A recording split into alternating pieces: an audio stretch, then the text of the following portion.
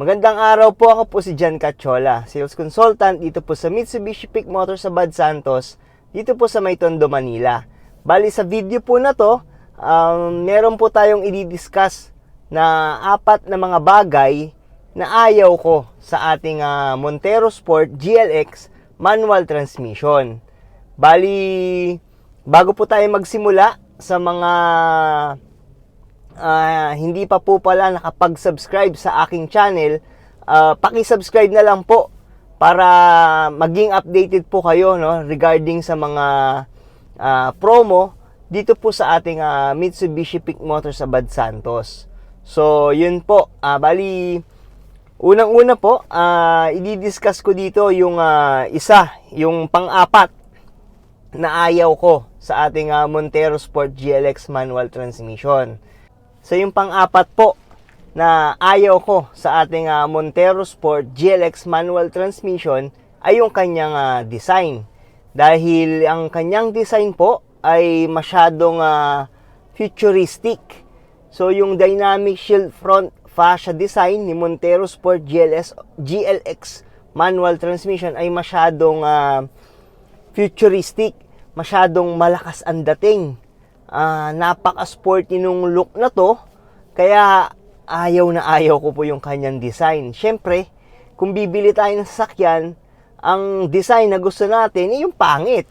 Yung pangit ang design, yung ordinary lang, yung kaparehas niya lang yung mga sasakyan na nasa kalsada.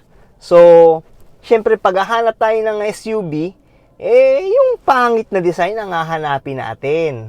So, yun po. Kaya ayaw na ayaw ko, una, is yung design ng ating Montero Sport GLX manual transmission.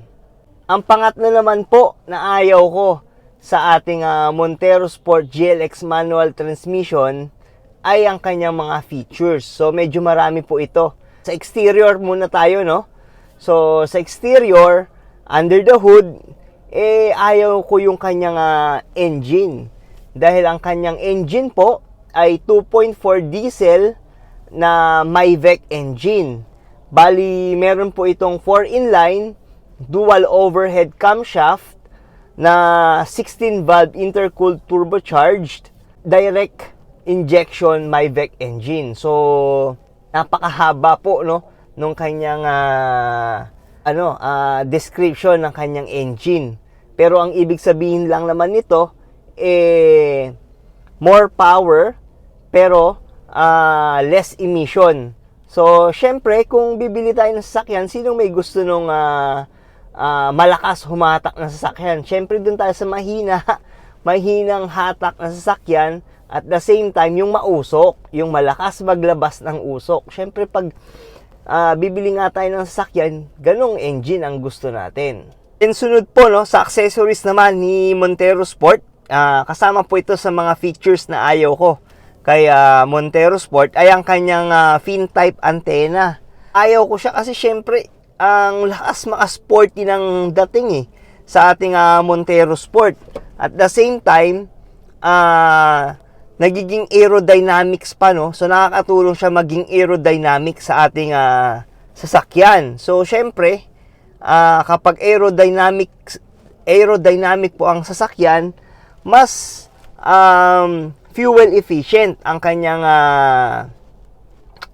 performance. So, yun po, gaya ng sabi ko, ayaw natin ng ganyan na accessory, no, yung nakakatulong para maging fuel efficient ang sasakyan, at the same time nakakatulong makagwapo sa ating unit. So, syempre, mas gusto natin yung pangit na accessories para sa ating bibilhin na sasakyan.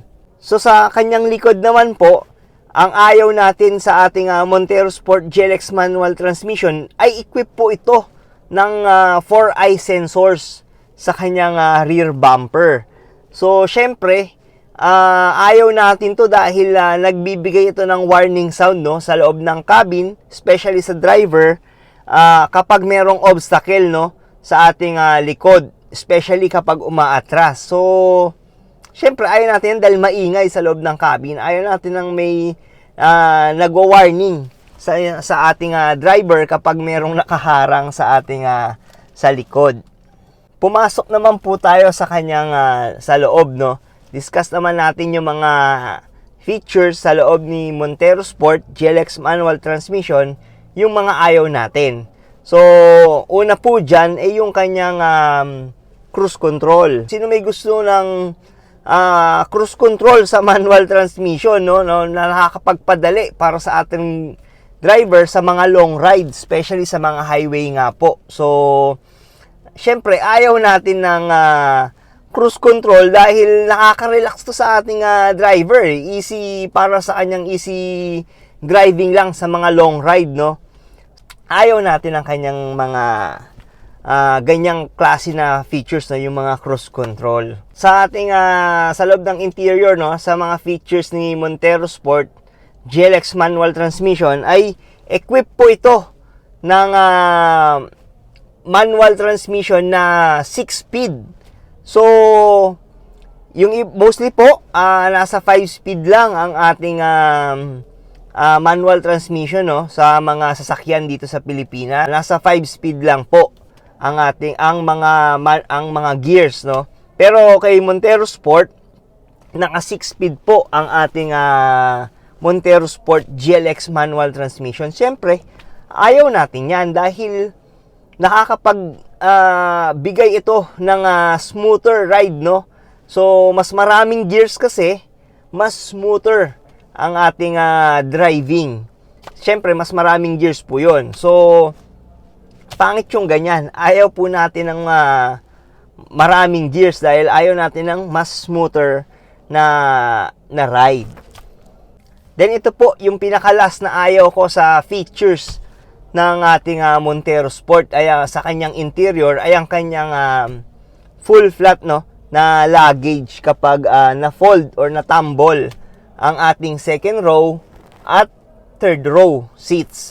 So, syempre po, pag na-fold po yun, full flat po yun, masyadong spacious. So, masyadong maluwag ang ating second row at third row kapag na-fold. Unlike dun sa iba, syempre mas gusto natin yung mga upuan na na-fold patagilid para mas masikip, para walang masyadong magkasya na luggage. So, yun po ang ayaw natin sa ating Montero Sport, no, kasi sobrang flat ang ating second at third row pag na-fold. So, yung mga malalaking cargo na pwede nating ilagay, kasyang-kasya. Siyempre, ayaw natin ng ganyan. Gusto natin yung mas masikip na space para sa ating sasakyan. So, yun po yung mga ilan sa mga ayaw natin, no, regarding sa features ng ating Montero Sport GLX manual transmission. Then, pangalawa po sa ayaw natin sa ating Montero Sport GLX manual transmission ay ang kanyang SRP, promo sa discount, cash discount, and sa mga down payment, no, ng ating Montero Sport. Ayaw natin kasi ang presyo po nito ay 1,568,000 pesos at meron po itong cash discount na napakalaki na 256,000 pesos. Siyempre, kung gugustuhin natin kumuha ng ating unit, yung wala tayong malaking discount na makukuha. So, dun tayo sa mas matataas na ilalabas, no, na pera para makuha yung ating pangarap na SUV. So, yun po, nasa 256,000 po ang ating cash discount sa ating Montero Sport GLX manual transmission. Then, sa mga kukuha naman po ng financing. So, ayaw natin to kasi napakababa po ng ating down payment. Biruin nyo po, possible na ma-approve kayo sa ating mga car loan ng zero down payment, no? So, meron po tayong zero down promo sa ating Montero Sport GLX manual transmission. Yung wala ka nang ilalabas na down payment, makukuha mo pa yung inyong pangarap na SUV. So, ayaw natin ng ganyan. Siyempre, kung hahanap tayo ng deal, yung matataas ang down payment. Yung tipong maglalabas tayo ng napakalaking halaga para makuha natin yung ating pangarap na SUV. So, kay Montero Sport GLX manual transmission, naka zero down promo tayo. So, ayaw natin ng ganyan. Siyempre, gusto tayo natin yung matataas na down payment at matataas na monthly amortization. Then, ang pinakalas po na ayaw natin sa ating Montero Sport GLX manual transmission ay yung mga natatanggap ng ating mga clients na freebies. Especially kapag mga in-house financing. So, sa mga in-house financing po, ayaw natin syempre ng mga napakaraming freebies, mga free car accessories na natatanggap nila clients. Like, isa po dyan, yung GT two-tone mags, then yung GT spoiler, then at the same time, yung leather seat cover, no? So, yung GT upgrade looks ng ating Montero Sport GLX manual transmission, na free car accessories, ayaw natin yan. So, syempre, sino ba naman may gusto na Montero Sport GLX manual transmission ang unit nyo po, tapos i-upgrade natin ng ang looks nito sa mga higher end, no? So, mga higher end na variant ng ating Montero Sport lineup. So, like yung ating GT variant. So, si GT variant po kasi na top of the line ng ating Montero Sport GLX variant naka two-tone na mags. At the same time, meron po itong spoiler sa likod. Then sa loob, meron po itong leather seat cover. So, sino ba namang may gusto ng mga ganitong freebies, no? So, kahit ako, ayaw ko po kung bibili ako ng aking SUV, gusto ko yung wala akong freebies na matatanggap. Gaya ng mga GT mags, spoiler, saka yung ating leather seat cover. So, syempre, kung kayo rin po dapat, ang bibili, dapat yung wala pong freebies na matatanggap. So, yun po yung mga ilan. So, 4 na bagay po yan, no, na talagang importante na reason kung bakit hindi dapat bumili ng ating Montero Sport GLX manual transmission. So, una po dyan is yung design ng ating napakagandang design ng ating Montero Sport. Then, pangalawa po is yung ating mga features ng ating Montero Sport. Then, yung ating promo. So, yung pangatlo po is yung mga promo, no, ng ating na binibigay sa ating mga client, like yung mga zero down payment na promo. At the same time, yung free upgrade ng GT looks, no. So, marami pa yan. Actually, hindi lang po yun yung mga freebies na pwede nyo pong matanggap, no, kapag nag-avail po kayo ng ating Montero Sport. So, siyempre, ayaw natin ng mga ganyang freebies, no, yung mga maraming freebies na binibigay. So, yun po. So, kayo na po mag-decide kung talagang para sa inyo ang ating Montero Sport GLX manual transmission. So, ayun po, napanood nyo na, no, yung mga ilan sa mga features or mga bagay na ayaw natin sa ating Montero Sport GLX manual transmission. Pero kung para sa inyo ay ito pa rin ang best SUV na gusto nyo pong ma-avail, pwede nyo pa rin po akong makontak sa aking number na 0956-055-3025 or pwede nyo rin po akong ma-message sa aking Facebook Messenger. Hanapin nyo lang po, ang pangalan ko ay John Cachola. Then, sa mga nagustuhan naman po yung ating content or yung ating video na prepare natin ngayon, paki-subscribe na lang po sa aking channel para at least tuloy-tuloy po kayong makatanggap, no, ng mga updates regarding sa mga promos and mga freebies na pwede nyo po makuha once mag-avail po kayo ng unit sa akin.